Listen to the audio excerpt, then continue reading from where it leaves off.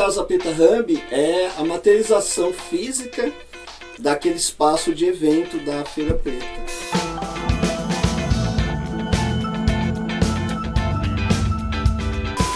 Ô Xandão, mas eu ia pedir, como a gente já está com muitas horas de live, aprofundar um aspecto da minha trajetória profissional que eu ainda não explorei aqui. E também falar da casa, né, cara? Tem umas paradas da casa que eu preparei então, aí. Quero fazer propaganda, inclusive, da casa, da minha trajetória profissional, acho que isso é importante hoje, né? Então, se você puder falar... Inclusive, eu até fiz um videozinho pra você aqui, você falou... louco! Negócio aqui, ó. Cara, que sofisticado isso, cara. Fiz um videozinho, ó. Era Bahia isso daí, né? Na Bahia! Aí, ó. Até o final do ano, 15 dias. Qual é a cidade lá mesmo? Cachoeira. Cachoeira É uma cidade histórica, tombada. Tá ficando bonito lá, hein? Aí, ó. Você gravou? Foi você que gravou ou não? Alguns vídeos sim, outros não. Esse daí é o estúdio. Eu mandei um comentário de um story seu, acho que no Facebook, se eu não me engano, né? Esse vídeo quem fez? Foi fazer você? uma relação Essa montagem do foi Ronifon. difícil pra... Qual a música do Ronifon? Meu amor é cachoeira.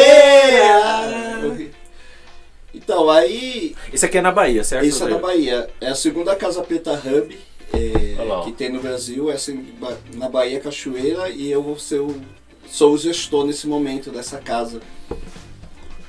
E é bem legal. Tem alguns estúdios em parceria. Esse estúdio foi construído pelo Facebook em parceria com a gente. Ah, é?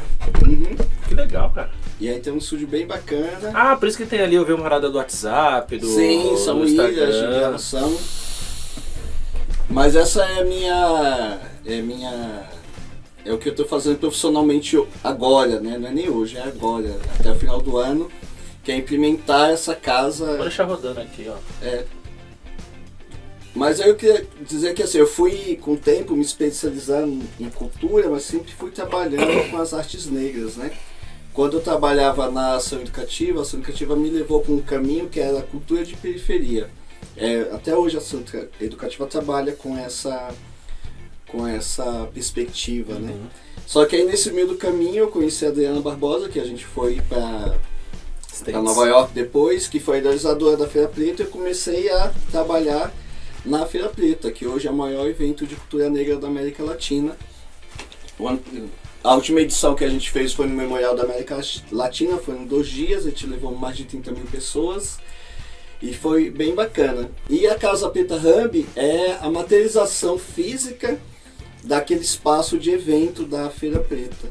Então é um espaço de arte e cultura e empreendedorismo negro, esse é o norte, né? Então a gente tem aqui uma casa em São Paulo que fica ali na Avenida 9 de Julho 50, do lado do metrô Anhangabaú, que é uma estrutura pensada para apoiar artistas e empreendedores negros para o mundo digital. Então a gente tem um estúdio que foi construído em parceria com o Facebook, então a ideia é que os empreendedores possam ir lá fazer boas fotos ou fazer outras atividades, mas é principalmente criar um espaço, uma estrutura física para dinamizar essa efervescência cultural a partir das artes negras, né? ou a partir da cultura negra. E agora a gente vai ter uma segunda casa que é em Cachoeira. Cachoeira é uma cidade que está a 120 quilômetros de Salvador. É uma cidade que tem uma importância histórica muito grande. É perto, né?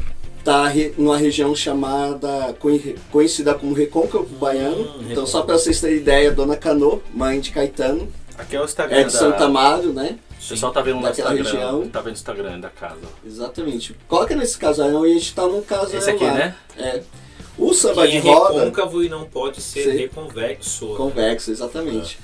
A gente tá num casarão lá e o Recôncavo, além de muitas tradições negras que foi para lá, porque o Recôncavo foi a segunda mais importante cidade da Bahia, principalmente na época colonial, por conta do rio Paraguaçu, era um importante local de escoamento.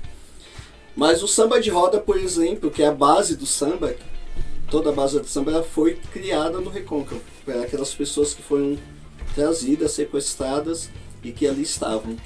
E hoje a gente está nesse casarão, que é no centro de Cachoeira, um casarão histórico, tombado também, que deveria ser uma casa grande, há um século atrás. E lá a gente vai ser um espaço para empreendedores da região, né? um espaço com 2 estúdios. A gente vai ter um estúdio profissional de som para poder apoiar os músicos, mas principalmente um espaço de encontro de pessoas negras que estão pensando no seu empoderamento econômico, né? Eu trabalho muito com essa ideia de a gente poder pensar uma economia em que as riquezas da população preta fiquem na mão, principalmente da população preta. E a maioria da riqueza da população preta está no campo das artes. Só que a estrutura de gestão ainda não está sob o nosso poder ainda, né? Então, quem ganha muito com o carnaval não são as escolas de sambas pretas ou as pessoas que estão ali, são outras pessoas. E aí eu fui convidado a ser gestor dessa casa. A Adriana me convidou e aí eu estou dividindo o meu tempo, é por isso que eu estou viajando muito. Eu fico algo em torno de 10, 15 dias em São Paulo e 10, 15 dias na Bahia. E esse último período eu estava terminando de reformar o casarão, a gente fez a nossa primeira ocupação artística. Como lá era uma pousada, então lá a gente vai ter a oportunidade de fazer uma coisa muito interessante que em São Paulo a gente não vai conseguir, que é poder hospedar artistas. Né? Então a gente convidou 6. Lá é um casarão. É um casarão que foi uma pousada. É uma casa grande, a bem da verdade era isso. É uma casa grande lá no século XVIII, quando ela foi construída. Depois ela foi se tornando muitas coisas, se tornou uma pousada, aí a pousada fechou, e a gente foi e locou a pousada e transformou. Então lá tem 5 quartos. Então a gente convidou 6 artistas, 3 aqui de São Paulo e 3 lá do Recôncavo Baiano. E eu fiquei meus últimos 20 dias na Bahia, finalizando as obras e reconhecendo todo o Recôncavo Baiano que foi possível para que esses artistas pudessem conhecer o Recôncavo e a partir dali que obras de artes visuais para ilustrar os quartos. Então a gente vai ter quartos que vão dizer um pouco o que é o Recôncavo a partir da inspiração desse artista. Então é um desafio que eu tenho agora que eu estou achando muito bom, muito interessante, ainda mais nessa fase da minha vida que eu já acho maduro para gerir um espaço cultural e lidando ainda com uma coisa que eu acredito, né, que é com as artes negras no Brasil. E aí eu vou a cada dia, agora no final do mês eu vou ver a Estela, senão ela vai me dar as contas. Sim. Brincadeira. Eu vou para BH, de BH eu vou para Bahia, vou para Cachoeira, fico mais 15 dias, mas a ideia é que eu fique até o final do ano lá, fazendo essa implementação. E sabe o que eu vou fazer lá? A mesma coisa que eu fazia aqui no Núcleo de Hermínio Matarazzo. Articulação, grupos locais, enraizar a casa. Por isso que eu estava falando, tudo que eu fazia quando eu comecei a minha carreira é o que eu faço hoje, só que em uma outra perspectiva de profissionalismo. Então aí eu falei por Sandra mostrar que é muito legal como a gente inaugurou as 2 casas no meio da pandemia, a gente não está podendo fazer muita divulgação, não está podendo fazer muitos eventos na casa. Mas assim que a gente superar essa fase, né, que o Brasil superar, a gente vai abrir de uma maneira mais pública. Então isso é um trabalho. E aí outra coisa é que depois de tanto tempo eu criei minha própria produtora, que é a Ario Produções. Então eu trabalho e faço diversas produções com a minha própria produtora, numa perspectiva de empoderamento e emancipação da população preta, que para mim passa no mundo das artes, no mundo da cultura, no nosso modo de viver. Então é onde eu falei que eu junto, né? Você tem Instagram, tem Facebook, essa coisa toda? Eu tenho o meu Instagram, mas eu nunca nunca criei da minha empresa, porque sempre foi muito ali no boca a boca. O berço da Ario foi a M3, né? Sim, a minha primeira empresa foi a M3 Eventos, com a Michelle, que até hoje a gente trabalha junto. Só dando aqui, é Casa Preta Hub, Isso. o Exato. Instagram, né? É. Aí, ó, tá aí, galera. Aí, continua, pode continuar. Minha vida de empreendedor começou em 2004, quando eu briguei com o Sérgio Haddad, que era o secretário executivo e fundador da Ação Educativa. Sim. Alguma coisa a ver com Haddad? Não. Não, teve uma treta. Só coincidência. Tá. E aí eu percebi naquele momento que se eu quisesse fazer alguma coisa, eu tinha que fazer uma coisa minha. E aí eu comecei abri minha primeira empresa, agora eu estou na minha segunda. E foi interessante, porque a primeira empresa eu abri na perspectiva de trabalhar com o terceiro setor. Né? Então o que a gente tinha como slogan é: você cuida do conteúdo e a gente cuida da logística. Eu e a Michelle, né? Tipo, pensava em toda a logística de eventos internacionais, nacionais, encontros, e reformei. Quando eu rompi com a Michelle e a gente brigou em 2010, aí eu pendi que é uma coisa que eu já fazia, que era as artes negras. Aí eu foquei minha energia para trabalhar com isso. E aí deu certo, está dando certo até hoje.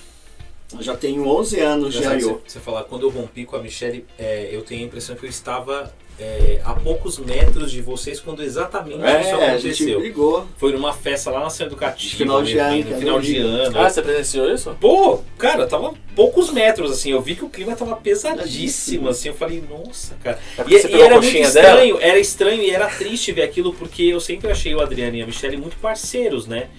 Então eu vislumbrava que, assim, essa parceria, sabe aquela história de... Sei. Não sei, é um pouco uma história, de repente alguém de fora vê eu e você tretando, sabe, assim? Não, mas como assim o Xandão e o Thales estão tretando desse jeito? Tipo, não é possível. E aí era um pouco do que eu tava vendo. Você roubou a coxinha mas me dela, parece que né? depois vocês tiveram Você oportunidade roubou a de... coxinha dela na festa. Quase. Pegou Eu puxei o cabelo o dela. croquete. É. E ela continua com a... Ela continua com a M3. Não, rapidamente a gente restituiu a amizade que a gente tinha. Sim. Ela tocou a M3 e eu fui criar a minha outra empresa. E foi bom desse ponto de vista porque na M3 eu estava muito ligado ao mundo do terceiro setor.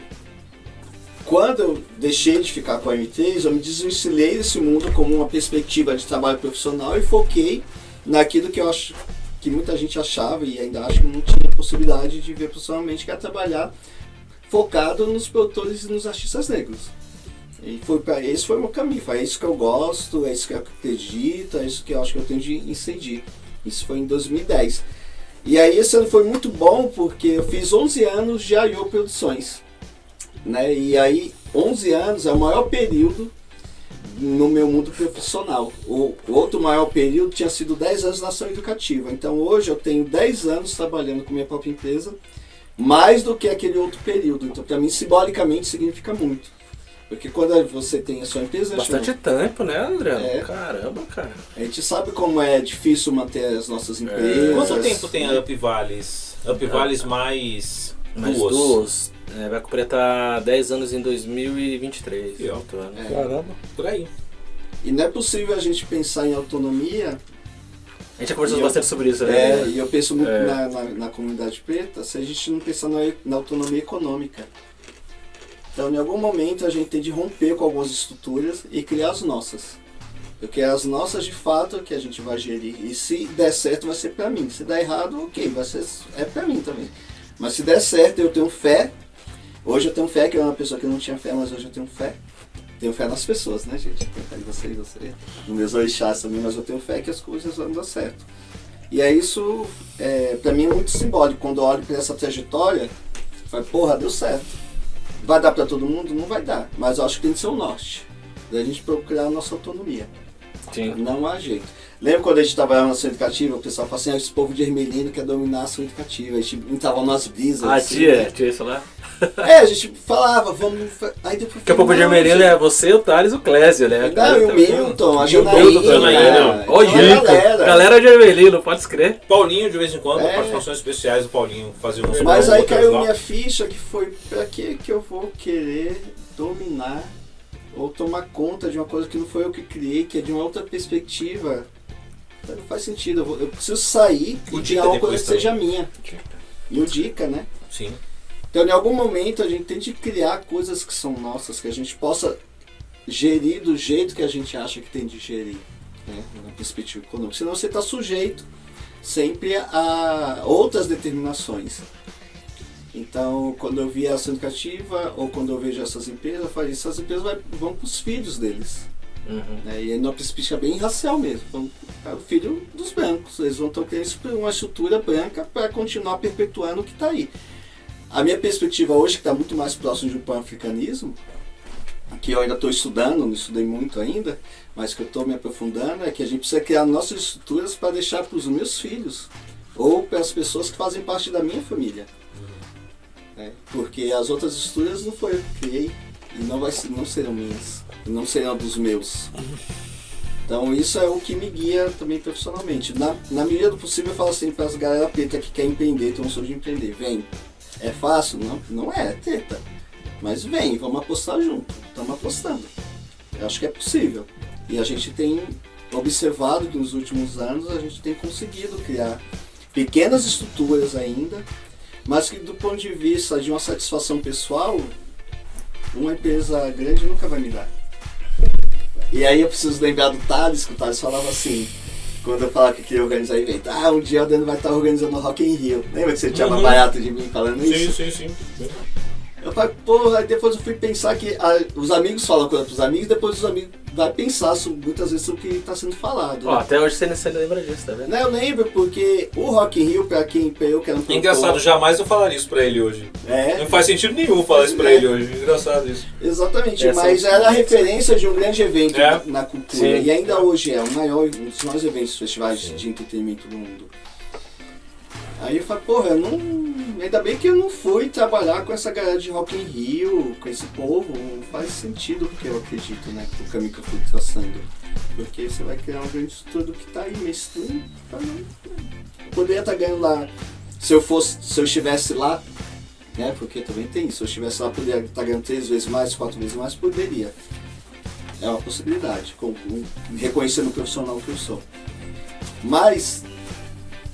eu não teria a satisfação que eu tenho hoje. Não teria, com certeza.